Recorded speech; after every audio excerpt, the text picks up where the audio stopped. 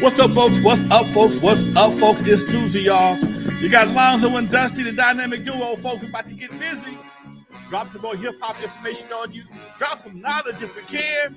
This shit is getting crazy, folks. But before that, from the West Coast to the East Coast and everything between, folks, from Eve After Dark to concerts in the park, you're live with your boy Lonzo, the Godfather of West Coast hip-hop.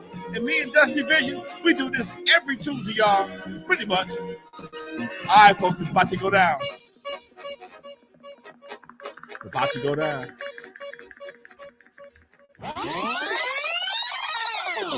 What up, Dusty One? Lonzo, my dude, what's going on with you, man? Man, you know what? I'm having a ball, man. I'm just enjoying the ride, as my partner say, just enjoying the ride. Hell yeah, yeah. Hey, summertime is here, man. I mean, it's pretty much here. What's your favorite song? What summer song gets Lonzo ready for the summer? Mine is Will Smith's Summertime, dude. What's the song that's like, all right, it's summertime now, baby? Earth, Wind, and Fire, That's the Way of the World. When that song came out in 1975, I just graduated high school. I had a 64 Malibu, white interior, show pipes, 520s, and I was just cruising. I couldn't wait to get out of school. I had a baby, but hey, it was a cool summer anyway. Yeah, man. We're going to talk a lot about the summer in the next couple months. Before we get started, I want to give a shout out to the chat room and just remind everybody to hit that like button on your way in.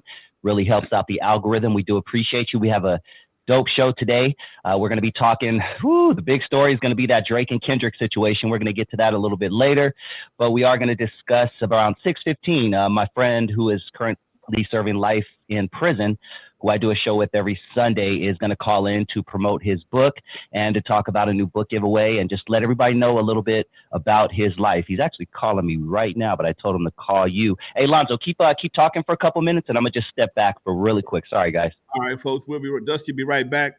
As he said, we have one of his buddies who's calling us live from prison to be on the show today to promote his book and give you some insight on his life. And you might not learn what to do, but you might learn what not to do. And sometimes that's even more important, folks. That's even keeping it more real than ever before. You might not know what to do, but you might want to learn what not to do. And I think getting locked up for life is probably one of them not to do list things. Okay, Dusty's handling it right now. In the meantime, folks, if you haven't heard by now, I don't know what's going on, but somebody got shot at Drake's camp at his house. Drive by. Now, this is what happens.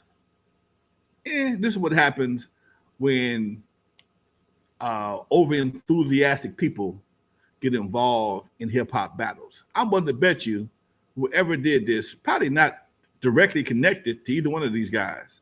Right. But somebody is probably just a super fan and just want to show their support. And that's when shit gets dangerous. That's when shit gets dangerous. You got people out here that's trying to show their love for Kendrick or show their love for whoever he's beefing with, and putting a bullet in somebody is a super way of showing loyalty, but also a good way to get you a seat or a cell right next to Dusty's friend that's going to call us in a few minutes, folks. This ain't no joke, man. When guns get into play, everything change.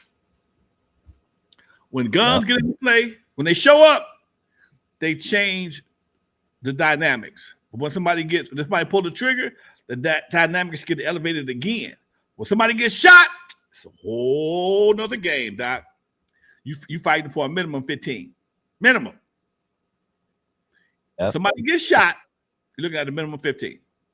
Okay? Whether they die or not, you're looking at it because they're going to book you with attempted murder off the top. They'll book you with attempted murder whether you shoot at somebody and just miss.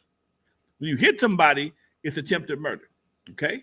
If you hit them, I think if you hit them below the kneecap, it could be assault with a deadly weapon, but that all depends on how the DA feels.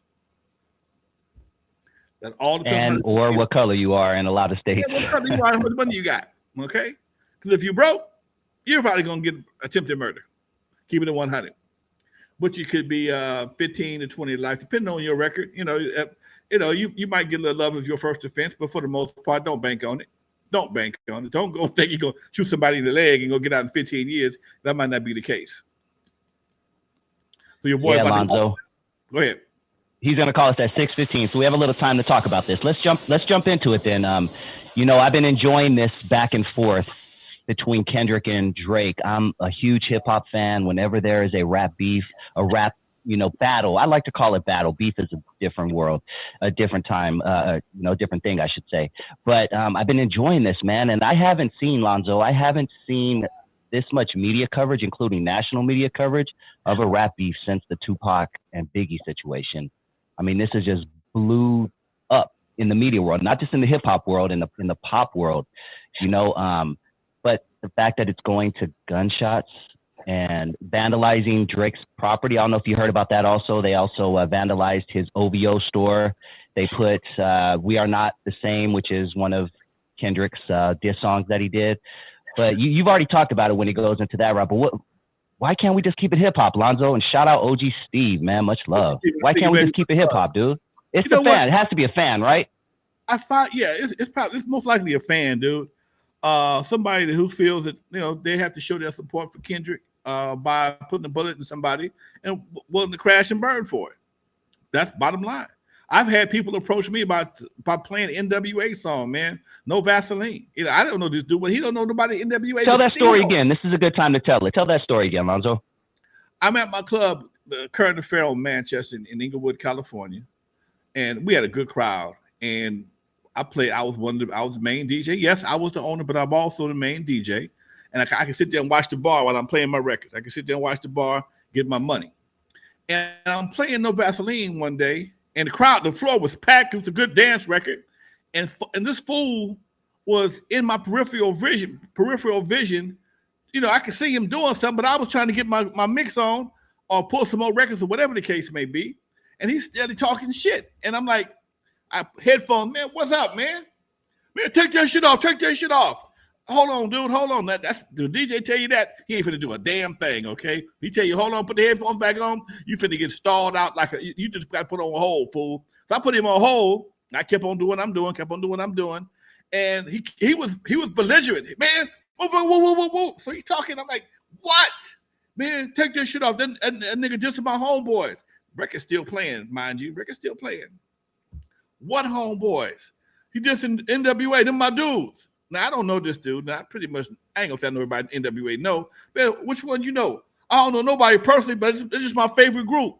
Man, he was mad. He was highly upset. So as we talking, the record's still playing. So by the time the record was ready to end, we didn't have a conversation. The record's ready to end. I changed to something else. He was cool. But I'm just saying, fools get upset and they get too invested in this shit from a fan base. And next thing you know, you got a problem that you shouldn't even have, man. Because a lot of these cats out here, unfortunately, a lot of ignorant cats that walk upright, man. A lot of ignorant dudes walk upright and they on the streets and they're prepared to crash and burn, over some hip hop shit that had nothing to do with them. I would love your perspective on this, Lonzo, this side of it, because that kind of sucks as an artist perspective as well, because there have been artists in the past who have gotten sued because someone else went out and did something. Tupac, a perfect example. Some guy went out and shot at some people and said he was listening to Tupac at the same time. Now Tupac's dragged into some BS. You know what I mean? You're damn right. He got dragged because they said that the person who did the shooting was listening to Tupac's music when he did the whatever he did, shooting, whatever the case may be, and that he was influenced by Tupac's music. Now, you at home, you made a song about some shit that probably was a fantasy or some general bullshit, and all of a sudden you get hit with a case. You got a warrant for your arrest. You get arrested, go to jail. What did I do? Well, you didn't do it lately. You did it 2 months ago. You made this song, or whatever the case, whatever the situation is, and this guy did a crime listening to your music. So what happened? So next you're gonna tell somebody, everybody that get a baby listening to Barry White or Ozzy Brothers, I gotta pay child support too. That's bullshit. You tell me every time somebody listens to some Barry White or some Kenny G and get pregnant, I gotta pay child support too? No, man, come on, that's bullshit. But that is the mindset, especially in some of these counties, countries, these states. where they ain't fond of your music or your lyrics. They'll use anything to get you. Mind you, it's different. It's different from you telling on yourself.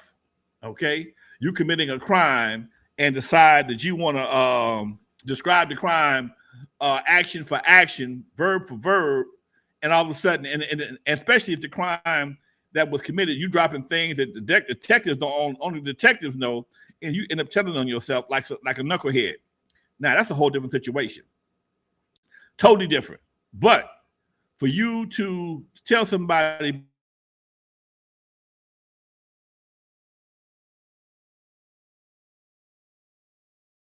grunge rock, insinuating shit. If people act a fool at the concerts, but I will say, I'm gonna contradict myself to a certain degree. I will say, from experience, when you walk out the club, hyped up on gangster rap, it's a good chance some shit gonna jump off in the parking lot. Talk about being a DJ, Lonzo, and how you don't play all those crazy songs after a certain time. I did my own personal experiment for like 5 or 6 weeks straight. I was closing the show with Up in the Club and some other shit, and every week it would be a problem in the parking lot. And my cousin said, you know, you got them pretty hyped up walking outside. You might want to do something different. So I started playing Arrested Development, For the Love of You, and they still went out in the parking lot, but they went out in the parking lot singing. And the whole mentality was totally different. Now, what happens, you got to understand how clubs work. From 1 to 1:15 is last call. Okay? So at last call, everybody is looking to get their last drink on. If you have not got your drink on yet, you want to do it now so you can have that little buzz, especially if you're not driving. Okay? And or because you can't buy no more drinks, a lot of people are coming down. Some people are a fool when they drink it. Some people get crazy when they start coming down. So about 1:30, and you pull the plug on the club, however the alcohol makes people react goes into full effect at 1:30. Most of the time when I called the police, I had to call the police for the club between 1:30 and 2:15. Any club I've ever had, I had to call the police between 1:30 and 2:15. And 9 times out of 10, as the DJ, I go back and look at my playlist or look at my computer and see I was playing gangster rap the last half hour. When I slowed it down or cha-cha them out of there or Kurt Franklin them out of there, whatever the music was, what's that? It Wasn't Me, my boy, anything that's not gangster related. If it's too aggressive, they're gonna start fighting. Or they're not gonna want to leave. One of the two. They're not gonna want to leave. But when you start playing Isley Brothers, Arrested Development, something else, everybody, their mindset is different. They on something else now. Especially playing something slow. Their mind is on something else. And you control that as a DJ. Most DJs don't understand that. Most DJs don't understand how much power they have.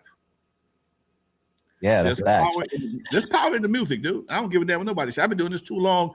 I've seen too many different situations and scenarios that have been affected by the DJ. Yeah. We have about 2 more minutes before my man Perry Thompson calls in. Is your phone situated for him to call straight in and be connected right away? Yeah, I got him. I'm ready when he is. Perfect. Sounds good. Yeah, he'll call in usually right at 6:15. But yeah, once again, to recap what we talked about earlier, my friend who is currently doing life in prison, him and I do a show every Sunday on my channel, Dusty Vision TV, where we just talk about the horrors of prison. He's currently 18 years into a life sentence, crime that he committed when he was 17 years old. So he spent all of his adult life behind bars. I mean, he does not know what it's like to have fun out in the real world as an adult, and not much as a kid because he was running the streets and just really lived a rough life. So we're going to talk about that. He's going to call us in for a 15-minute call because they have to do them in 15-minute increments. And he's also going to be promoting his book. I don't have the book in front of me. I should have had it right here, but he'll give you the title and where to find it, and it's a great read. I encourage everyone out there to check it out. He is a former Crip. He doesn't want to be referred to as a Crip, or he doesn't represent that organization anymore, but that was the organization that he basically gave his life away for. So he'll be calling in shortly to share his thoughts. There we go. Made call from Perry Thompson. All an right. incarcerated individual at the They'll give you the prompt to press 5. Give him about 10 seconds. California. This call and your telephone number will be monitored and recorded. You have a prepaid call. You will not be charged for this call. To accept this call, say or dial 5 now. Thank you for using Global Tel Link. All right. What up, Perry? Can you hear him okay, Dusty? What's going on, Dusty? Yes. Nothing much. You also have my co-host for our show, Alonzo Williams, on the line. Say hello to Alonzo as well. What's up, Doc? All right. What's up, Alonzo? How you doing, man? Oh, man, I'm doing what I'm doing. Just sitting here trying to do this show with Dusty, man. Just trying to drop some knowledge when we can. Oh, for sure. Yeah, man. Definitely. Yeah, so Perry, let's talk about your book, definitely, because I know you have a book giveaway coming soon. And before we jump into talking a little bit about your life story, tell us what the book is titled and where they can find it. The book is titled Striving to Be a Failure, The Reality of Gangs, Jail Cells, and Coffin. And it is available on Amazon in ebook and paperback. All right, let's talk. We'll definitely get into the details of that later, but I want to give them an idea of your life. I did kind of give them a brief update that you are currently, serving a life sentence, and you are, I believe it was you're 18 years in. But can you take us back to your life a little bit, Perry, and talk to us about your life leading up to what happened, to where you are now in your situation? Okay. So I grew up on the east side of Los Angeles, 59th place between Main and Broadway, an area that's controlled by the East Coast Crips. I was a member of the East Coast Crips. I was born and raised in that area. Growing up in that environment since birth, crime, guns, violence, just the entire destructive culture was normalized for me as a child. I grew up across the street from one of the headquarters of the East Coast Crips. Many members of my families were members of the gang. And, just early on in my life, I was taught how to, do a lot of destructive stuff. And as time going on, I picked up all these different destructive traits. And by the time I was 12 years old, I decided to join the East Coast Crips. And from that point on, I continued to go further and further in my destruction because I had already started, committing crimes before I joined the gang. But once I joined the gang, I started fighting people more. I started shooting people, robbing people, just doing the things that gang members do. And that went on. I was in and out of juvenile halls since the age of 12 years old for all type of different stuff. By the time I was 17 years old, I was what you may consider a reputable gang member. I was fully infatuated with it, and in honor of it, I took someone's life when I was 17 years old. I would eventually be convicted for taking this young man's life. I was sentenced to 50 years to life in prison. This year is going on my 19th year of incarceration. This July coming up. And from my experience, I wrote a book. The book we talked about a little while ago. And I wrote my book in the effort to break the destructive cycle, in the culture that I grew up in. The way I grew up at that time, it was just so normal to just go outside and fight another little kid, to have your family members cheering you on, fighting another little kid, all the whoopings and just the aggressive culture that we grew up in, and growing up in that lifestyle, it was all inflicting great trauma on me as a child. And I went and did what I seen everybody else doing around me. The culture was contagious. And I ended up in prison with a 50-year life sentence by the time that I realized how destructive my upbringing was and how it contributed to me sitting in this prison cell. So with that, my participation in it and me being in prison for the last almost 20 years, it led me to realize I was striving to be a failure. Mm. All I was doing was waking up every day, going outside with all intentions to be destructive. I fought people, shot people, robbed people, lied to people, gang bang, and whatever else I thought I could do to bolster my name. And what's really sad to me now about it all is I did all that for acceptance. Because I was a little kid that wasn't getting loved how I needed to be loved. And the gang gave me that false sense of acceptance and love to the point that I was willing to go out and kill somebody for it. I was willing to kill to be accepted. And this cycle continues to go on right now within our community. And this inspired me to write this book. Because being in my situation and seeing a youngster come through here, 19 years old, and tell me, yeah, bro, I got life without the possibility of parole.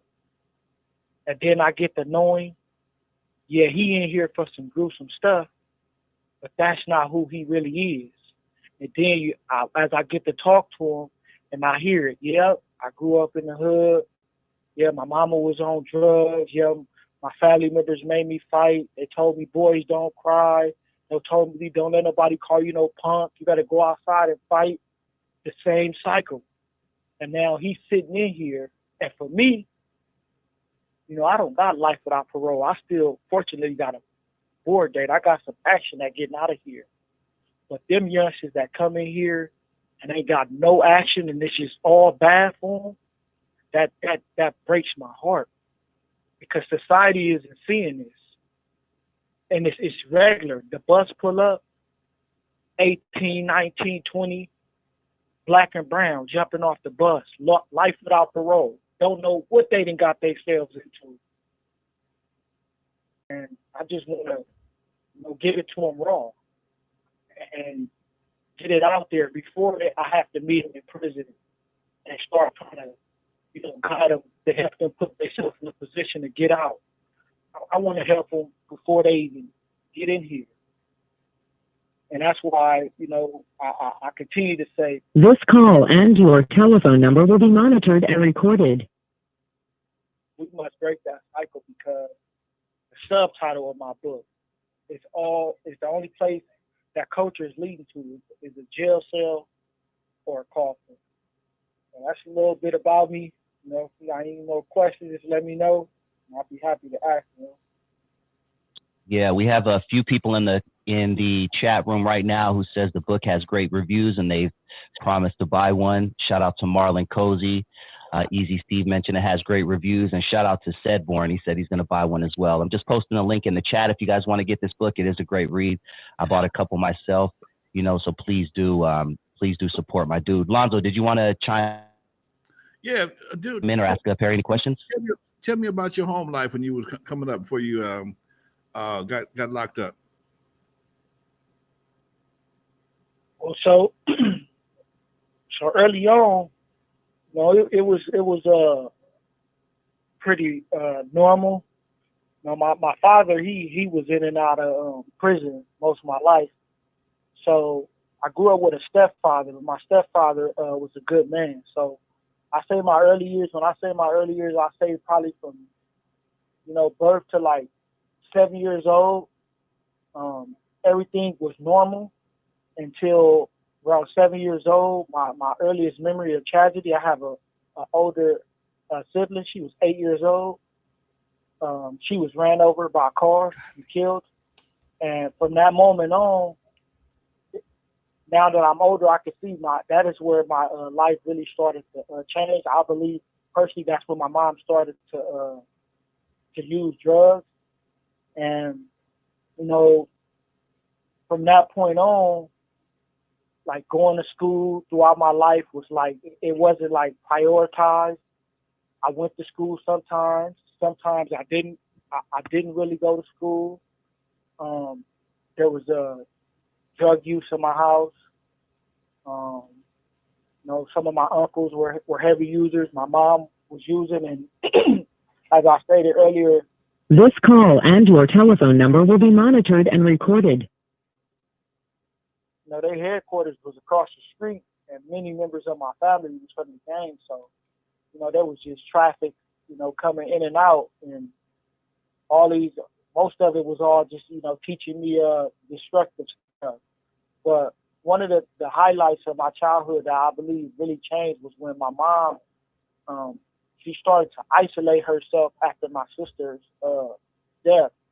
And I remember being a kid banging on her bedroom door trying to get in the room, and her coming out and hitting me and telling one of my cousins to take the crybaby, taking me a little crybaby.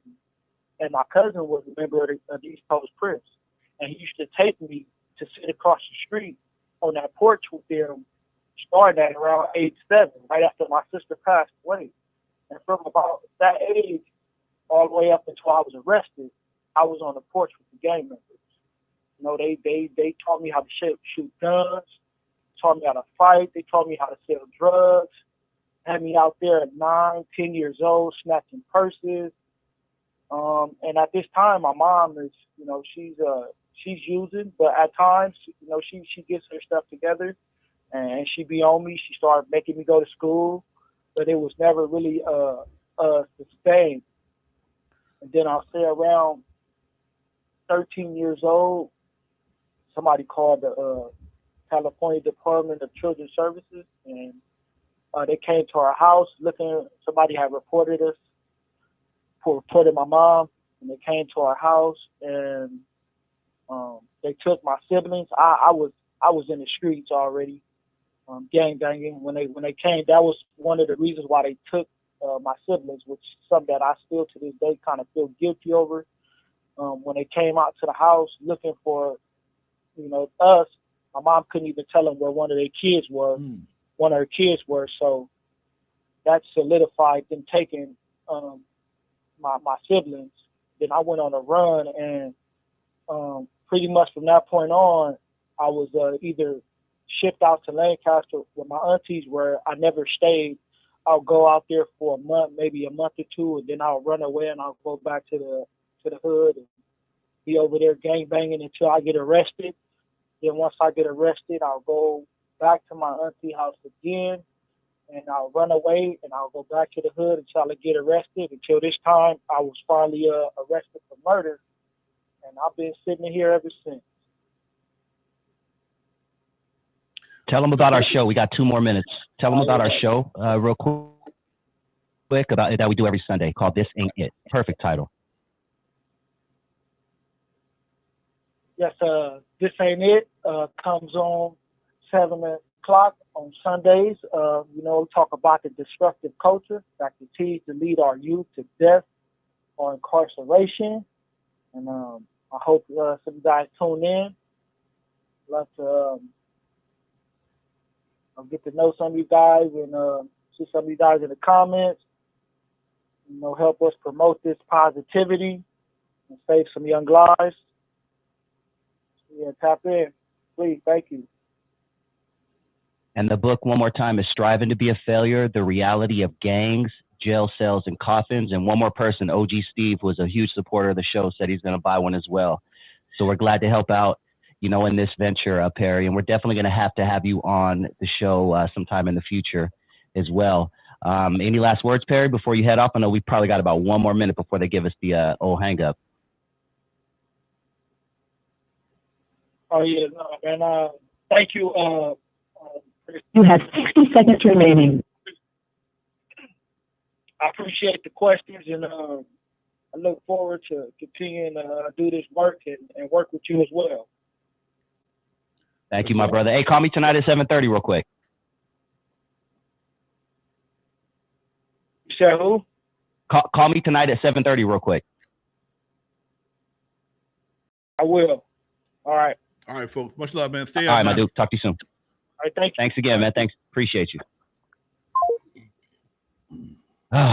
You know, Lonzo, I do that show every Sunday, and sometimes it's really hard, man, because all these kids out there, they're just striving to be a failure, just like the title of his book. You know, after hearing his story, what are your thoughts, man? Dude, I've seen this a couple different times. I've seen it, and it's amazing the magnitude or the magnetic draw that the streets have for youngsters at a certain age. And in most cases, in a lot of cases, not all, a lot of youngsters are used as pawns to do different crimes, keep the OGs from going to jail. And I wanted to ask him how much support he got from the hood since he's been in the jail. Oh, I'll answer that right for you. Zero, dog. Zero, homie. He said he doesn't even talk to his boys anymore. I mean, months in, it was all over. Once he started with not able to give to the hood, they were forgetting. Now his sister, you know, and his mother just unfortunately passed away, which was one of his biggest nightmares. She just passed away in November. So now he only has a sister on the outside, your family. That's the only people there at the end of the day. Now imagine when he touched down finally, ain't nobody there for him when he get ready to get off the bus. You know, he talking about he got 50 to life.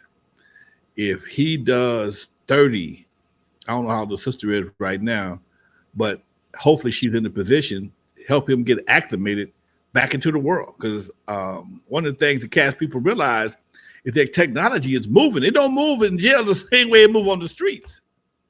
It don't move the same way. I used to, my partner used to work at a Terminal Island. We would take a busload of kids to Terminal Island, man, and just let them talk to some of the prisoners.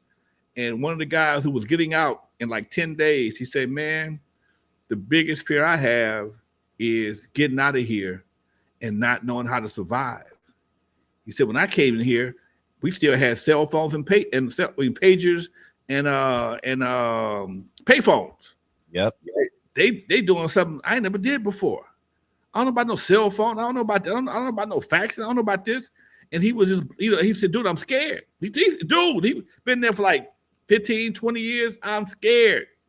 I get out of here in like 10 days or whatever the case may be. And I'm just telling y'all, this ain't no joke, man. It ain't nothing cool about it. Ain't nothing fun about it. It ain't no joke. And he said the technology, just being so far behind on technology, I find it totally frightening. That's something simple that we take for granted. When you go buy an iPhone 21 or whatever the case may be on the strength. You don't need a new phone. You just buy one because it's a new phone. And that's something even as a kid, I had to divert for a second. When I was a kid, my mama would not buy me a new pair of shoes unless the shoes I had holes in them. If I had the cardboard wore out 2 times, I might get a new pair of shoes. Okay? Because back then, we wore dress shoes every day. We didn't wear tennis shoes every day. I had a pair of play dress shoes, I had some gym shoes, and I had some school shoes. Okay? The tennis shoes was not necessarily my regular shoes unless I'm playing basketball. And a lot of days, many a day, we played basketball in dress shoes. So you jumping and running and stopping and trying to do all this stuff, you wearing soles out real fast. And the best way to fix a sole, piece of cardboard. Now that shit works fine in the summertime. In the wintertime, it ain't the same. It ain't the same. It don't work the same way. You walk through a puddle, now you got a big old glob of goo on the bottom of your foot, and it soaks right through your foot immediately. Oh man, it was a different time.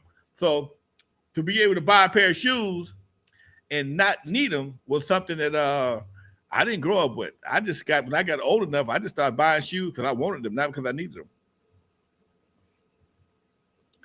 Just had to share that. That's all. Facts, man. Yeah, we are about halfway through the show, so let me remind everyone real quick to hit that like button. If you haven't already, just smash it real quick. We really appreciate you. And if this is your first time joining the channel and you like what you hear, you are tuned in to N.W.A. Stories with Lonzo. please hit that subscribe button. And we definitely welcome you to the show. Shout out to the chat, all the ones that always generously give. We definitely really appreciate y'all. Definitely. Let's go back to that. Let's go back to that Drake shooting thing, Lonzo. We talked about, you know, most likely a fan or an outside source or something doing that, and how it could affect them. It could affect them in court. You know, we talked about the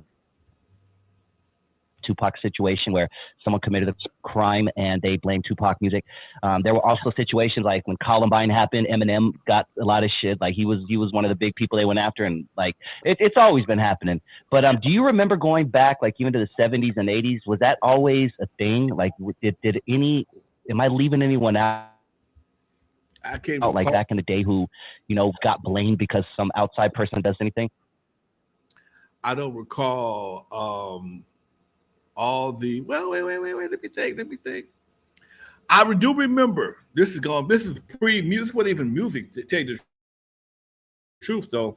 During the Watch Riot, 1965, there was a DJ on the radio called Hunter Hancock. Hunter Hancock had a saying long before the riot, "Burn, baby, burn." That was his saying. Burn. We put on a hot record, "Burn, baby, burn." And people started saying that shit during the riots. Burn, baby, burn. He got fired.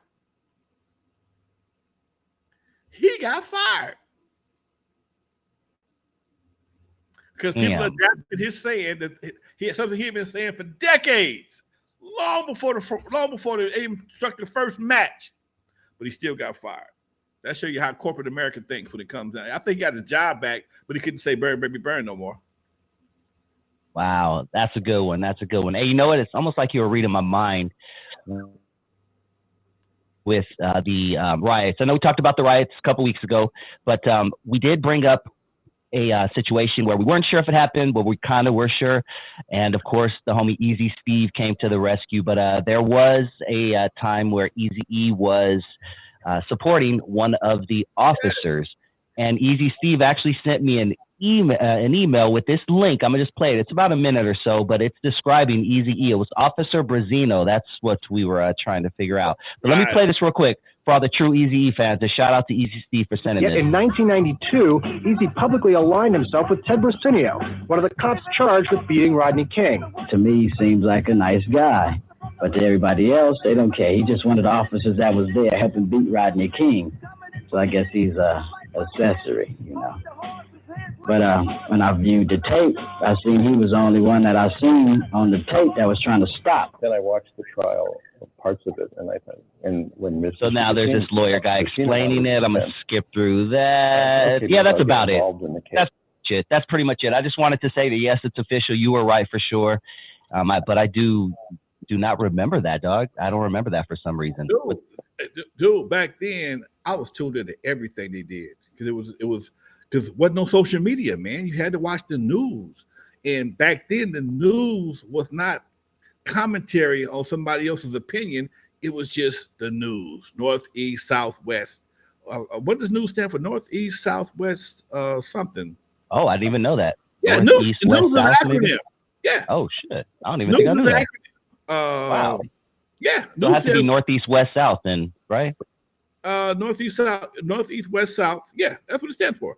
Something like that. News is an acronym. Okay, there's a few acronyms that we the people turn. Radar is a acronym. It stands for something. To stand for something else. NASA is an acronym.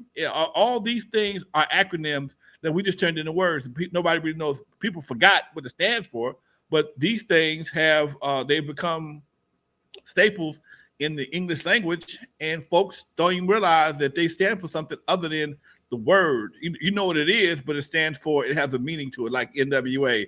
Unfortunately, N.W.A. don't have no can't be a word, N.W.A, but that don't mean shit. So, SCUBA, thank you.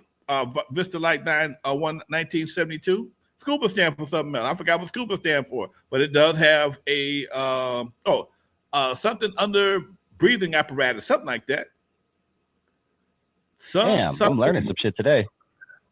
Something underwater breathing apparatus, something like that. Nice. Yeah. Okay. I want to go on. This Drake Kendrick thing has a lot of layers to it, Lonzo. And there's another one that kind of messes with me, dude. It's like, all right. So first of all, this puts their entourages in trouble now because each crew is going to think that it was them, whatever the case is. And not only that, this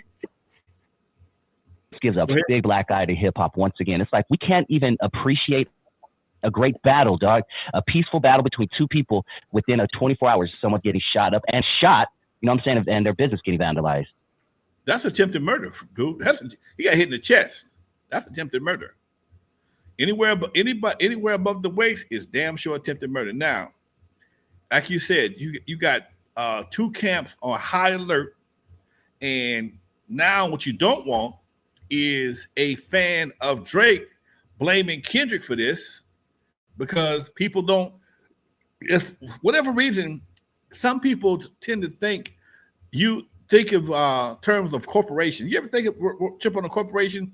Well, somebody way down the line could do something, but the president get fired. You know, right now, certain things happen. Everybody blame Biden. Well, it's a whole lot of people between Biden and certain situations that happen in America, but they'll blame him because he's at the head of the table. But the table got a whole lot of people sitting there doing what they do, and he might not have no idea. It's the same thing with a lot of corporations. You don't know every detail that goes on in your business. You get reports, but you don't know exactly how these things are going to affect people. But when something happens, the first person that gives heads roll, in most cases, is the president. Yep, that's facts. Yeah, it just sucks for the little people, man. I mean, that's a dangerous situation, shooting at somebody. And not only that, Lonzo, can you elaborate on this, dude? Because this just paints us like we are just, dude, we've been this cool type of group that just shoots at each other, just goes back and forth. And here's two cats that ain't gangsters. That's the part that's crazy. Neither one of these guys. That's the part that kills me. I understand if it was a Crip versus a Blood dude or whatever, YG versus this person, but it's the two most non-gangster people in the industry beefing, and somebody gets shot. Come on, man. That don't even make no sense. That don't make no sense. And sometimes it makes you wonder if all these things are done by people outside trying to shit up, not trying to stir shit up. Dog, that's one of the first things I thought, Lonzo. Again, because a non-hip hop person would not have the wherewithal to understand that Kendrick nor Drake are into this kind of stuff. But somebody may think, well, they're rappers, they shoot each other, and let's do this and get some shit going. We have to be bigger than revenge all the time, and actually go out. Don't let the emotions get you to start another damn hip hop war with two more hip hop legends end up dead, or somebody else end up dead because somebody got out of control or somebody's trying to start something. Man, look what's going on. See what's happening before you react. It happens in the hoods all the time, man. Who was a buddy of mine told me a story one time about a cat was doing something, ran around the block, and he did something around the corner, pulled up, stood with the homies, and the guys he had been doing fucking with turned the corner and got to shooting. Now he didn't say nothing to nobody. He just trying to blend in, and two or three guys got shot, and he didn't. Then he found out he was doing something he had no business doing, but he brought it back to the hood, and everybody got caught up. But because some other guys got hit, now they got to go retaliate. Instead of kicking his ass for putting him in that position, they had to go back and retaliate. So now you got a whole nother situation that just kept getting elevated to another level. It's crazy, man. Hey, post your comments down below, guys. I'm copying and pasting all of them. I know you have some questions, but I would love your thoughts on this comment. Lonzo 1968 says, when Eric Wright went to have lunch with George Bush at the White House, you had to say that wasn't a good look. You can't buy advertising like that, dude. You can't buy advertising like that, dude. I mean, now we see that again. If you understood the ruthless mindset and Easy at that time, he was setting precedents as just by breathing and doing what he did. It was just he rolled up to the White House in some khakis and t-shirt. He didn't put on no tux. Jerry bought him a tux. He rented him a tux. He didn't wear it. Y'all want my money, you gotta take me just like I am. Okay. And that's what made somebody else got fired that day. Okay. Because who are you? I'm Eric Wright. Okay. I'm from Eric Wright. From where was he from? From Hidden Hills, wherever it was, up somewhere in the valley. Hidden Hills. Expensive ass city, yeah. Calabasas type shit. Who in the hell thought it was gonna be a 5'4" gangbanger from Compton? Nope, never thought about it, because Eric would always donate money. He was known for doing that kind of shit. Jerry had him hooking up with all kinds of different organizations, and he had a lot of support. He got on different mailing lists, and he got an invitation to come to the White House to have dinner with the president. And boy, did the world light up on that one. Damn. Okay, so Eazy-E supporting cops. Eazy-E's donating to the Republican Party allegedly. Is it safe to say Eazy was a Republican? Party. He donated to an organization that may have been supported by the Republican Party, who was on the same mailing list. Okay, he's on the same mailing list.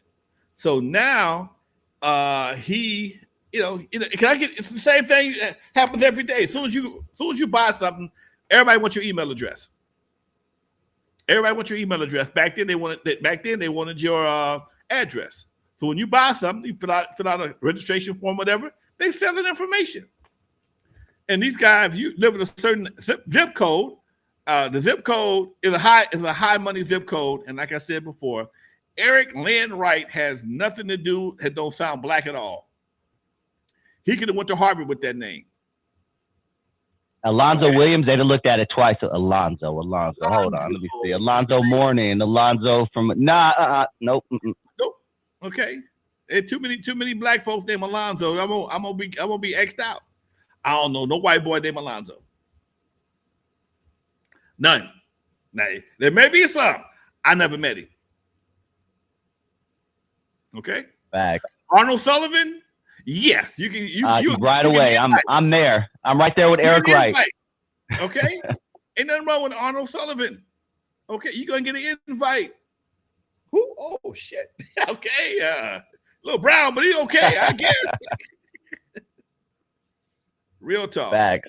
Hey, speaking of that, how they used to sell your information and things like that, isn't it a little creepy now that when you look up something on your device just one time for like 3 seconds, now you got all these advertisements of a bunch of shit that I feel like sometimes I think about something and I'll look at my phone and it's on there. I'm like, wait, this is getting a little weird. You talk about something on the phone, it'll show up on your phone. If you search something, the algorithm is gonna start. If I noticed, I saved a couple of workout videos on my Instagram. Now my Instagram is flooded with workout videos. I can't find no more cute girls no more. It's all fucking workout shit. No more asses. All asses are gone. That algorithm. The algorithm is crazy. Hey, Lonzo, I would love your thoughts on this. It's the 40th anniversary. We've talked about this in the past, but let's talk about it because it has been a hot topic this past week. It is the 40th anniversary of one of my favorite movies, personally, specifically hip hop movie. It is kind of corny, but it is what it is. But 40th anniversary of Breaking. Now, in hindsight, classic movie, all the nostalgia and everything, but take us back to 1984 when this movie Breaking came out and you were running the club, you were doing your thing, and there's this, Club Radiotron is portrayed in it. Talk to us about what you remember about Breaking. We was pissed because it wasn't even after dark.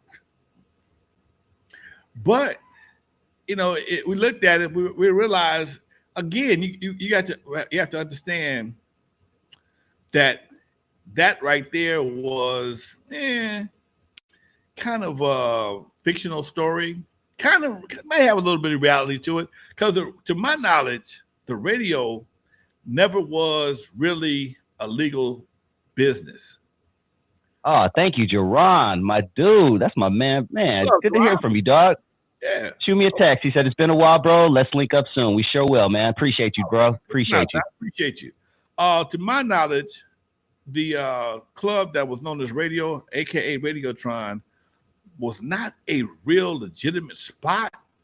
It was like somebody would like a New York spot. People going in, hook up some electricity, and start doing parties.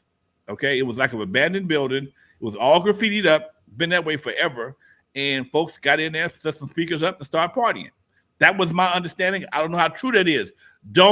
I could be misunderstood. Don't beat me up in the comments, but that was my understanding. So I don't even know how long the Radiotron even lasted, but the whole concept of breaking could have been attached to the fact that Radiotron was not a legitimate business with a license and CPU. What's it called? Occupational. No, permit for occupation. So, and then again, it was kind of it had this little corn thing to it. We looked at it like, nah, I mean, that ain't how hip hop goes. I don't know. On the east side, you mean y'all wasn't dancing down the streets with the mailbox lady and all that? Doing flips? There for the broom yet? Okay, ain't seen that nigga there for the. That was a cold ass move though. Don't get me wrong. It was hard. Shout out to my man Michael Chambers. That was a cold move. But no, it had its limited interest on our side of town. Did you know anything about Ice-T at that time? I've been seeing Ice-T around for a while. Oh, okay. Because this is right before 6 in the morning, like literally right before 6 in the morning. Ice-T used to hang out with Uncle Jam's Army all the time. He never came on my side of town. Oh, no shit. I didn't know that. I don't know. I don't ever recall Ice-T ever coming to Eve After Dark. He may have knew about it, but he wasn't bringing that pretty red Porsche on our side of town with that perm and that leather suit, that leather coat. No. He knew about it. He and I had conversations. We met a couple times. We never really kicked it, but we've met. I know who he is. He know who I am. But back in the day, I just see him pull up in his Porsche with fine ass Darlene. And he had a red leather suit and his hair stayed permed all the time.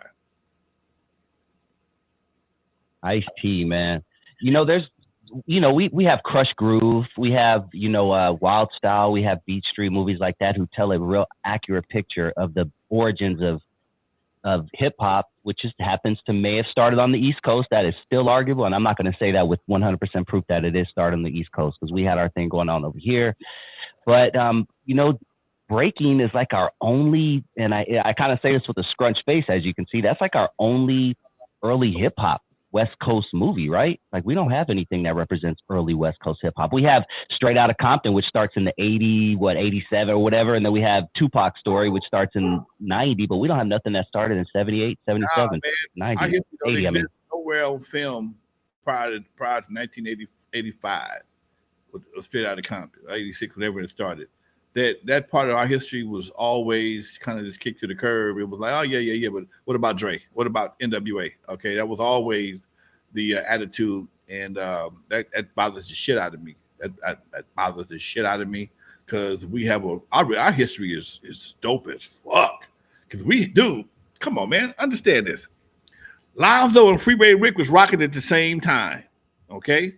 Lonzo was rocking first with parties, doing this thing, whatever the case may be. Freeway Rick was just starting to get into his thing, but at the peak in the 80s, we both were synonymous, but we both respected each other. He didn't bring his game to my situation. I didn't bring mine to his. But both of these eras were simultaneous. And we're talking about when the feds was bringing the dope in. And 1 minute, everything is cool in the clubs. All of a sudden, man, shit just started to fall apart. And ain't been right since then. Dude, you couldn't. When we opened the Eve, like I said, I was 22. I had a couple of people older than me, but not much. I was 22. People came to the Eve, may have been 24, 25, because it was a spot to go to in the neighborhood. But for the most part, I was the dude that ran everything. And Freeway Rick and I think he's young. He's actually younger than I am. He's younger than me. So you got a whole generation slightly younger than me that's on some whole other shit with the dope and the cocaine and the crack cocaine. And it was all running simultaneously. Okay. And that's the part they missed. But then at some point in time, they all merged the music and the dope merged, and guess who was sitting right there at the intersection? Yours truly. Right. We have about 6 minutes. You know, let's go a little bit more into that, Lonzo. You know, because when you look in hindsight, it seems like crack just came and just boom, just smashed on the cities, just overnight. Shit was messed up. Is that safe to say how it was? And you being in the middle of it, is that how you remember it? Okay, one day it's like do. The next day it's like, what the fuck just happened to this city? One day be watching House Party. Next minute we watching Boys in the Hood. No commercials. No commercial. 1 minute you got cats dancing on their heads, wearing suits and from one dog. haircuts. Next thing you know, you got motherfuckers killing each other on a regular basis. They was finding niggas in dumpsters like you would find styrofoam cups. The park over by Jima Village, they was finding a body of a cup every 2 weeks over there. Cats just throw a guy in the water and they just fish him out. Cats didn't realize that you got to put some weight on the nigga's body or he gonna float. But yeah, that was regular trial and error back then. Yeah, that was regular shit. I mean, for somebody to just, oh man, you hear about so and so. Now I've been very blessed. I've never witnessed some shit like that per se. I've never been around that. I've just missed it. I just left and it happened, or I was I just missed it. It happened before I got there, or it happened after I left. I've been very fortunate my entire life to not have to witness that kind of activity. I just don't hang out. I never did hang out in certain places. And I knew in my neighborhood where not to hang out at because they was laying folks down every week down there, every week. By that time, I moved out of my old neighborhood. In fact, one of my neighbors right next to me, his family was victimized by gang violence. They came through and shot at him and killed his baby 6-month-old niece. Dude, and I knew the girl, I knew the baby and the grandmama, everybody. So I moved out just in time, dude. I moved out far enough where it's not a part of my life, but close enough. Huh? Go ahead. I moved close enough where I can still know what's going on, but far enough where it don't hit my doorstep like that. You know, it took gangs a little while to kind of spread throughout Compton. That I kind of do know. What were some areas back then that you remember as a kid? You said you knew where to go, where not to go. What are some parts of Compton that, in like way back in the day, in the 70s, early 80s, whatever, you just like, nah, man, just don't go there. Just don't go around there. If you ain't from there, don't go there. Never went to Luders Park. I wouldn't go to Luders Park for shit. Luders Park was always rough in the 80s. Always. Even in the 70s, it was like, because we went to Campanella, we went to Gonzalez, didn't go to Trag New Park that often. That's where Venus and Serena practice playing a tennis game at. But the main parks I would go to would be Campanella and Gonzalez.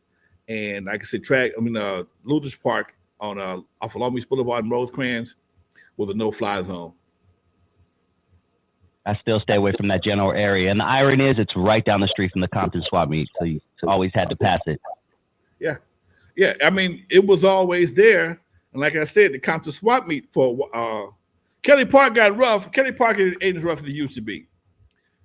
Kelly Park just got a new facelift, the whole 9 yards. But yeah, Kelly Park was one of those parks. I hadn't been to I didn't go to Kelly Park for the first time till last year.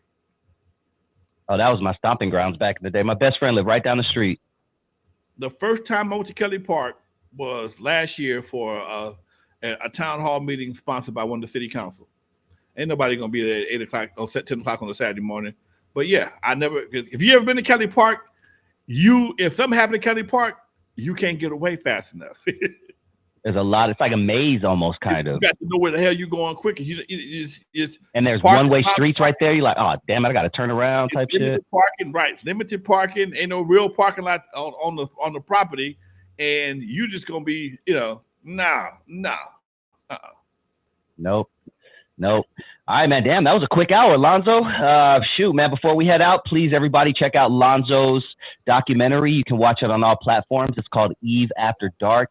Also, please subscribe to the Compton Entertainment channel that is right here on YouTube content entertainment channel for a lot of different content that Lonzo does not put right here on this channel. And as always, please hit that like button before you head out and hit that subscribe button if you haven't already. Any last words, Lonzo? Thank everybody for tapping in. Everybody that drops up on the super chat. Much love to you also. Much love to everybody that just watched the show. Money or not. Appreciate you. Thank you very much. And before I go, you know how we're going to do it, folks.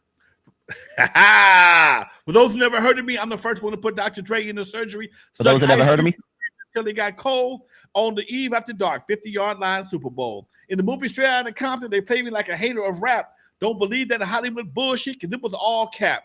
My history goes deeper than you will ever know. Just remember that N.W.A. stands for Now Without Alonzo. Peace, folks. We out.